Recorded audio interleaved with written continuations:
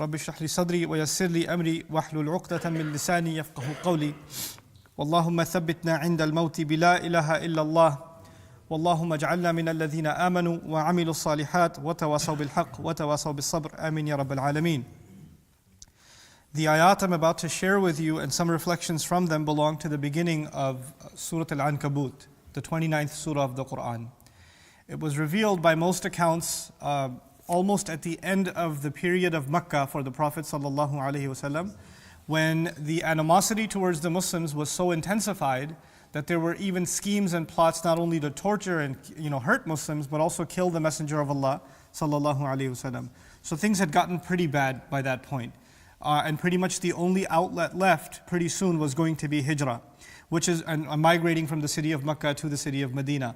Which is why in this remarkable surah, Allah Azza wa Jal actually gives hints towards hijrah. He doesn't say it directly because it's a covert operation. If He says it directly, then the kuffar are going to know that the Muslims are planning on leaving town and they're going to kill them before they get a chance to leave. So what Allah does in this surah, pretty interestingly, is He first describes, for example, Nuh alayhi salam leaving his people. He's being told to leave by way of the ark, And then Lut alayhi salam, he says, Inni muhajirun ila rabbi sayahdeen. I'm making hijrah to my Rabb, He's going to guide me. And then by the end of the surah, Allah says, don't argue with the people of the book except in a better way. Well, the people of the book are not in Makkah. Where are they? They're in Medina. So it's already mentally preparing the Muslims without directly telling them that you're migrating, so that it's exposed to the kuffar also. But they're also being told, like, things are getting too tough for you now here. It's time for you to move. About the beginning of this surah, however, there's a mental preparation for tough times. When Muslims are persecuted, when Muslims are being, not just criticized, but actually becoming targets for no other reason that they're Muslims, in that context, Allah gave these ayat. And Imam al-Qurtubi, such beautiful words, he said that even though إِذَا كَانَتْ نَزَلَتْ بِهَذَا السَّبَبِ, even though it came in the context of several Sahaba being tortured and beat up, and they were disheartened because the only reason we're being tortured, and the only reason we're being picked on, and the only reason we're being made fun of in society is because we're Muslim. What crime have we done? Why isn't Allah helping us? Why isn't He changing our situation? When some of those people expressed those kinds of feelings, Allah Azza wa Jal revealed the ayat that I'm about to share with you. But He says, even though they came in that particular event, فَمَوْجُودٌ حُكْمُهَا بَقِيَّةُ الدَّهْرِ لِأُمَّةِ مُحَمَّدٍ صلى الله عليه وسلم, that the verdict in these ayat and the principles of these ayat are going to live forever for the ummah of Muhammad sallallahu alaihi wasallam, because the legacy of this ummah is always going to be that the iman that we have, the gift that we have been given of La ilaha illallah Muhammadur Rasulullah sallallahu alaihi wasallam, is not a cheap gift. You don't just get to have it and you don't have to pay its price. So in your personal life, there will be trials and difficulties, and even as an ummah, we're going to suffer trials and difficulties to see what pain are we willing to go through to still hold on to this, to still not let go. And that's actually one of the ways we have to understand difficulty in life. Difficulties that Allah gives to the Muslims, to a believer in his life, or to us as nations, entire countries of Muslims going through trial and difficulty, is Allah Azza wa Jal's way of seeing who wants to hold on to their iman in the hardest of times. Because in those kinds of times, for people whose iman can shake, what happens? How did Allah let this happen to me? What did I do to deserve this?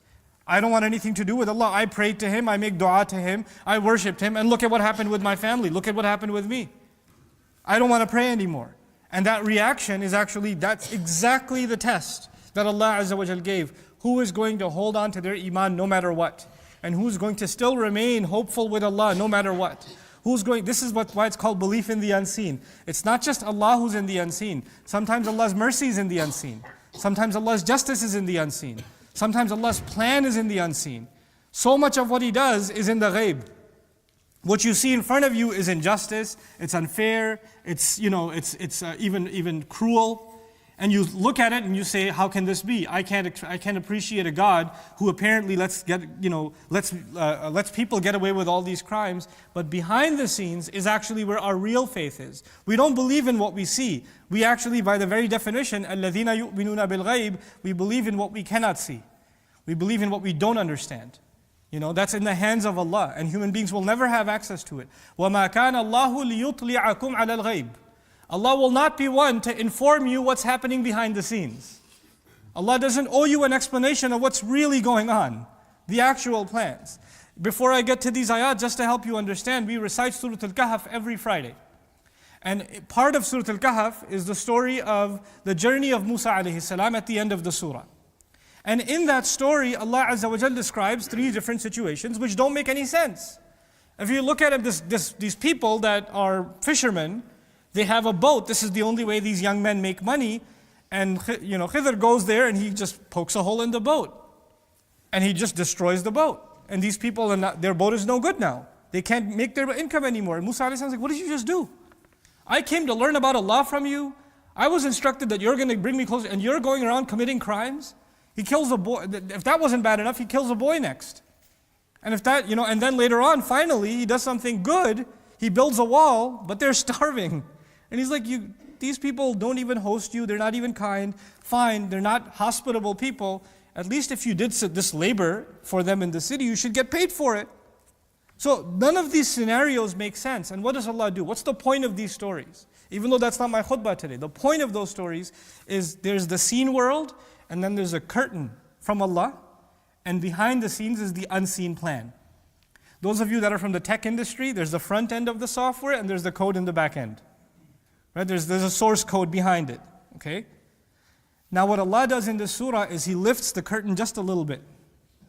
And He gives Musa alayhi salam a glimpse through Khidr, of things he couldn't bear. He saw things that were wrong, he couldn't tolerate them. And he says, I'll explain to you now what was really going on behind the scenes.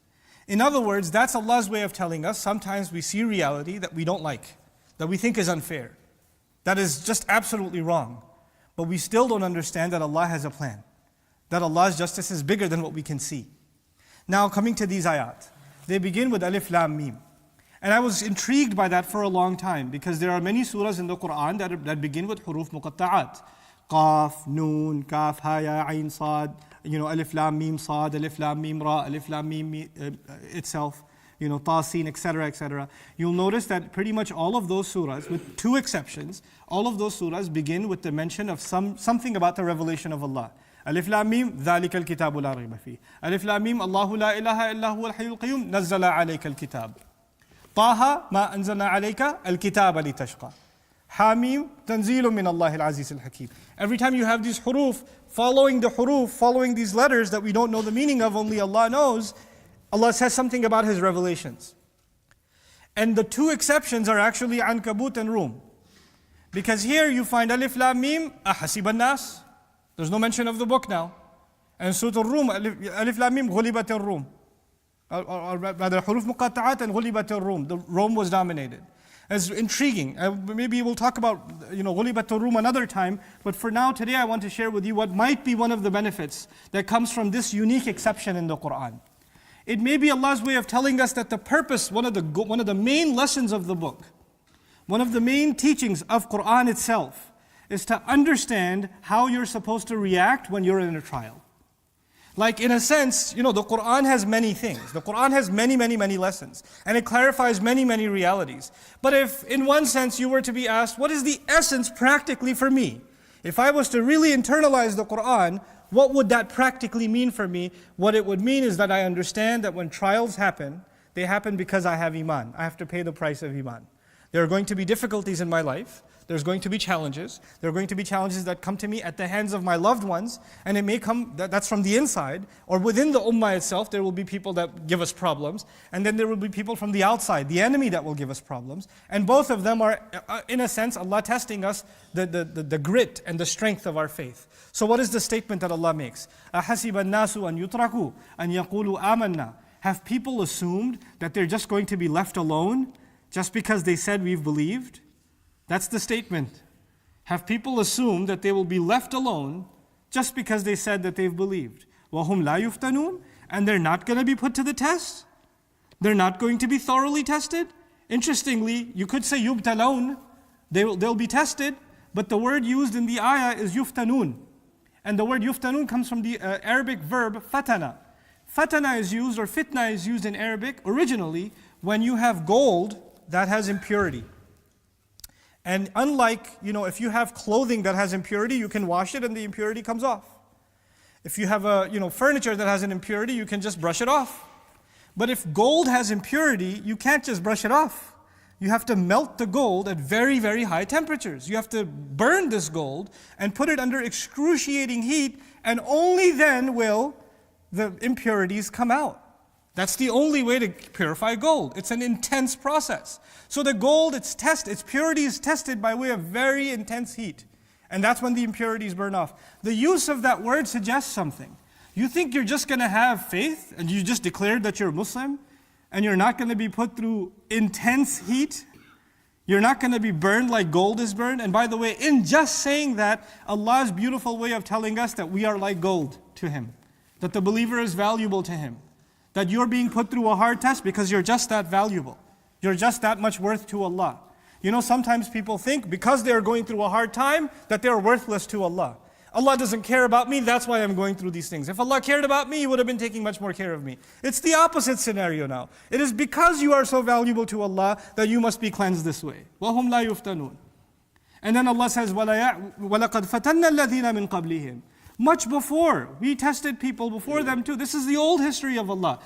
You're not the first one to be tested and tried. You're not the first one to be persecuted. You're not the first one to go through a hard time. This has been going on. This is a sunnah of Allah. وَلَقَدْ فَتَنَّ الَّذِينَ مِنْ قَبْلِهِمْ وَلَيَعْلَمَنَّ اللَّهُ الَّذِينَ صَدَقُوا وَلَيَعْلَمَنَّ الْكَاذِبِينَ. And this is Allah's way of absolutely exposing. This is how Allah will certainly get to see and expose who of you are actually truthful in your claim. Truthful in what claim? That they believe. Easy to say La ilaha illallah, easy to hold on to it in your heart when hard times come. And that's not the easy part. And so then He will know who's truly lying.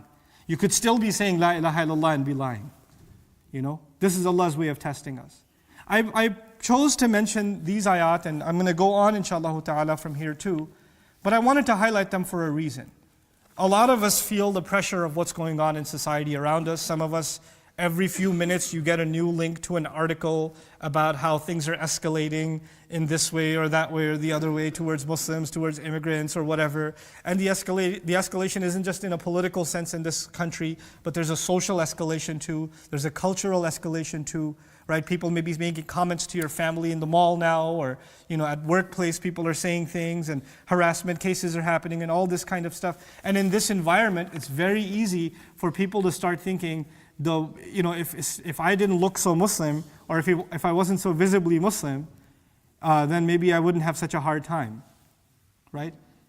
And this idea, then their families discussing, dad sitting down with the family and discussing, look, I know you've seen me with a beard for many years, but I think it's time to, use some hikmah and just, blend in a little better.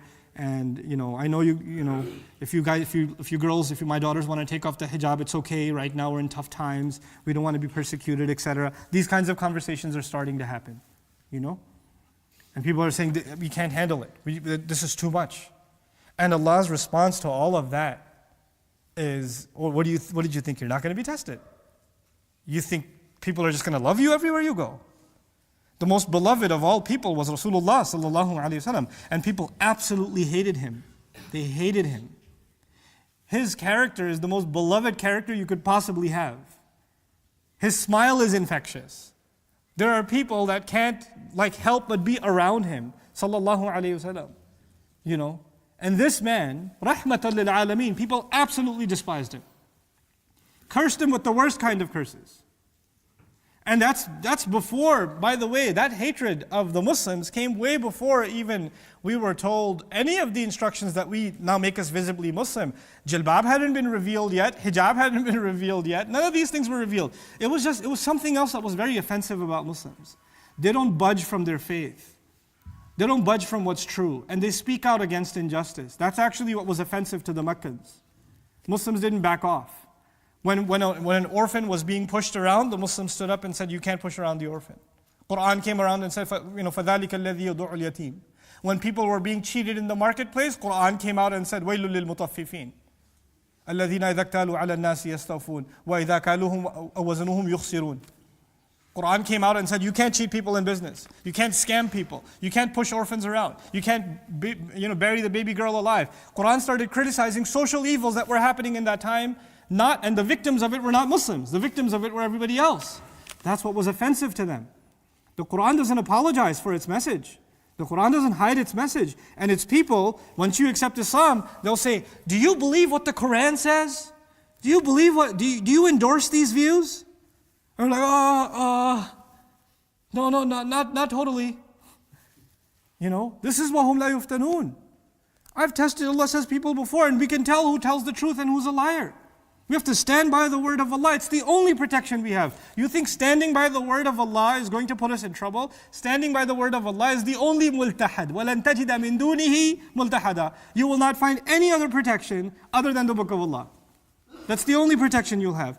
Then on the flip side, there are those who are who are persecuting us for no other reason that we believe. What about those people?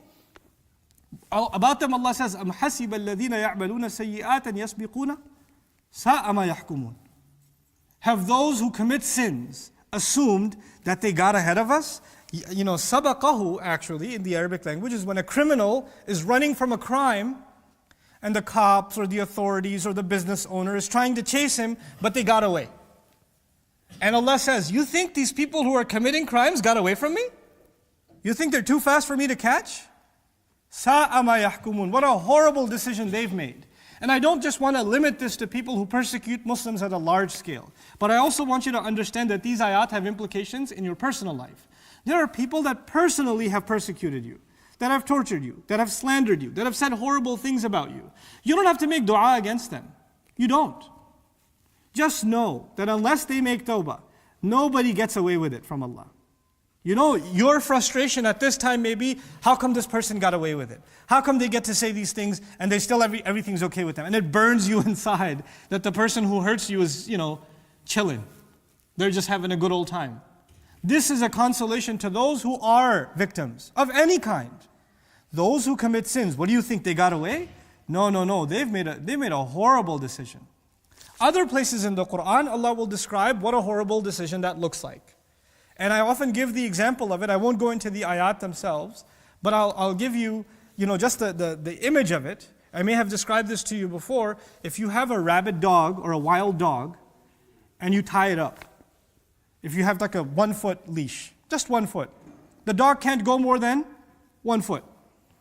But if you give this dog a 200-foot leash, it's a wild dog. It's going to run as fast as it can, can't it? And for 199 feet, this dog thinks it's free. But when it hits the 200-foot mark at full speed, what happens to it? You see?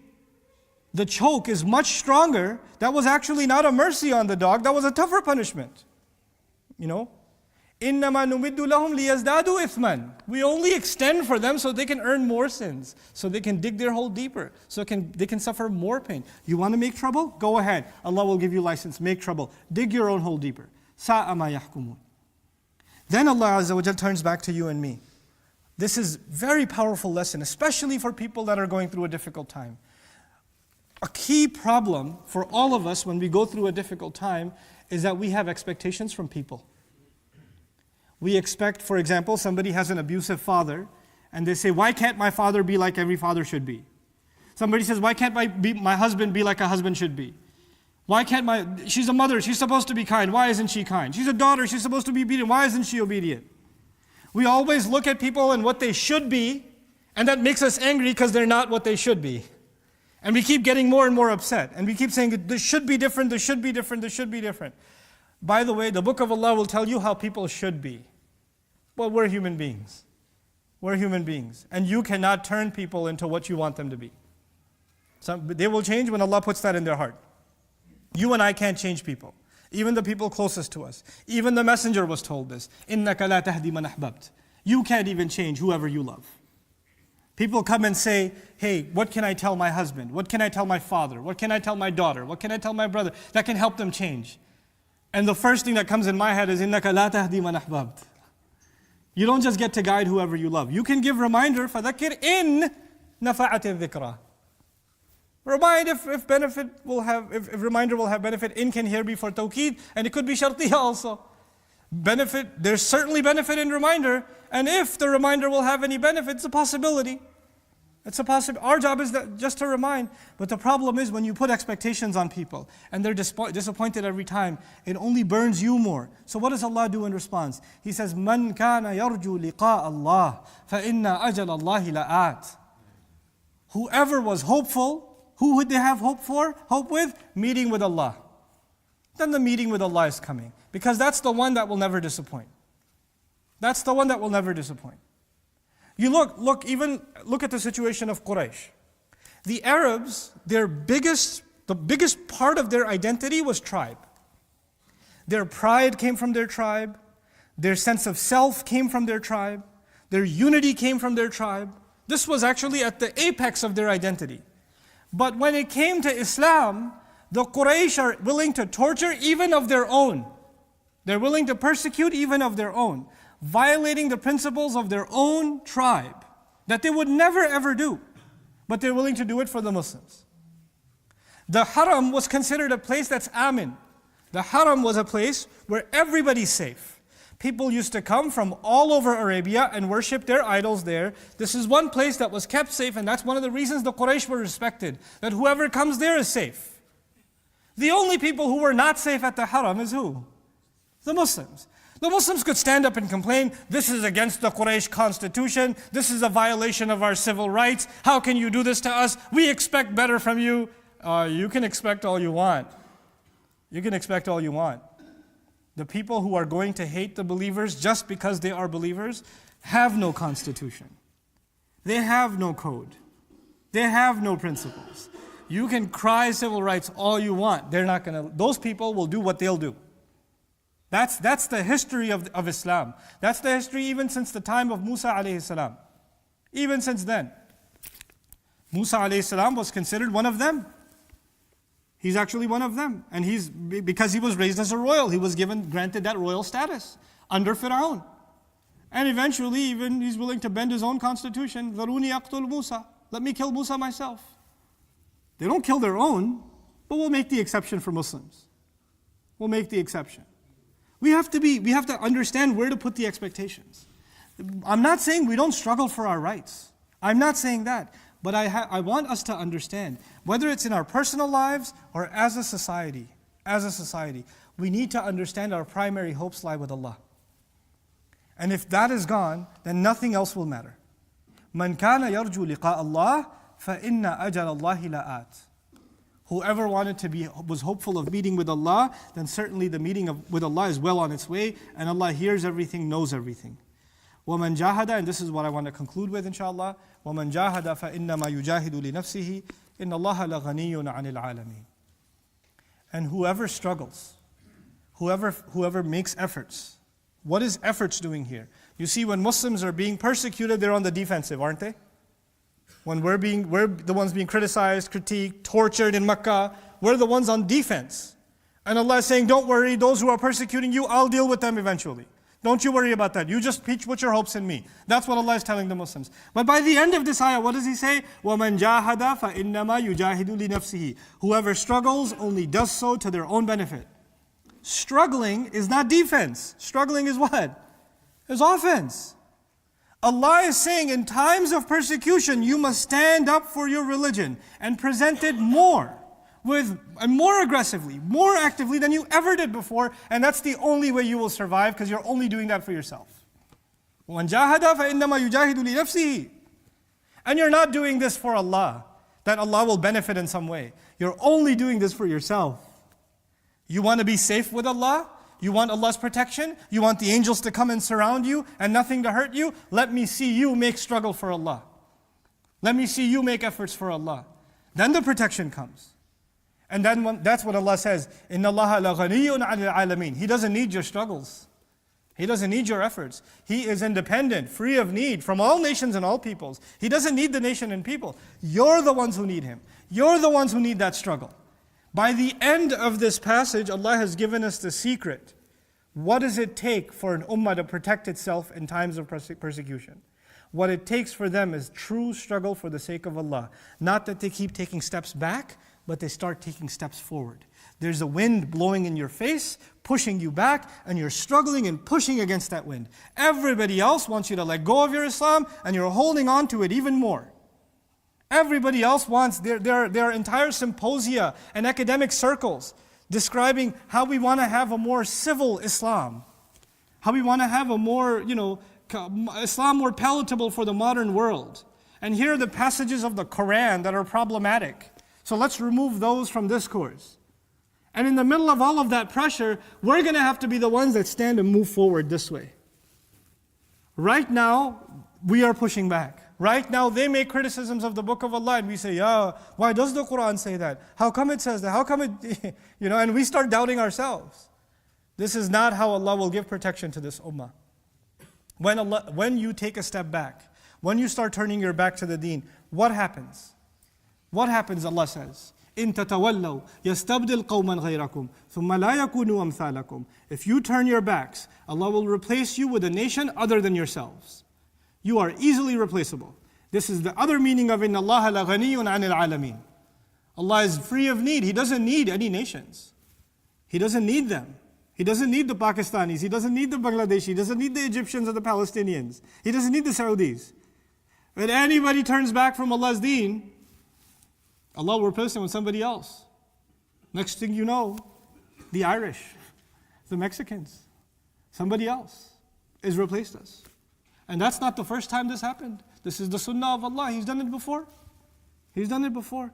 This is the time to hold strong. This is the time to show confidence in Islam. This is the time to fear nobody but Allah. When we put our head, this is the last thing I'll share with you. When we put our head down in front of Allah, in fear of Allah, in humility to Allah, you know what that means? That we don't bow before anybody else.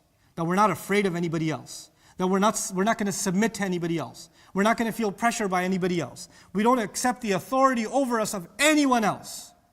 Nobody else will bully us. Nobody else will tell us what to do. We don't fear consequences of anybody else. The only fear we have is that of Allah. That's the point of salah. That's the purpose of you standing in front of Allah like that. And this is a reminder I need and you need in these times. I pray that Allah Azza wa Jal instills in us a sense of confidence and strength in our faith. I pray that Allah Azza wa Jal makes us of those who turn back to Allah in times of trial and understand that this is a price we must pay to hold on to our iman. I pray that Allah Azza wa Jal makes us of those who truly make sincere efforts to bring more light to Islam, to bring more light to the word of Allah in this society. Because wallahi al-azim, at this time when they say Islam is the problem, the ummah knows very well Quran, Islam is the only solution. It's the only good thing.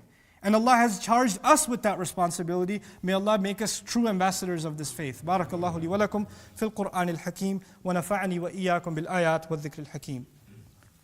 الحمد لله وكفى والصلاة والسلام على عباده الذين اصطفى خصوصا على أفضلهم وخاتم النبيين محمد الأمين وعلى آله وصحبه أجمعين.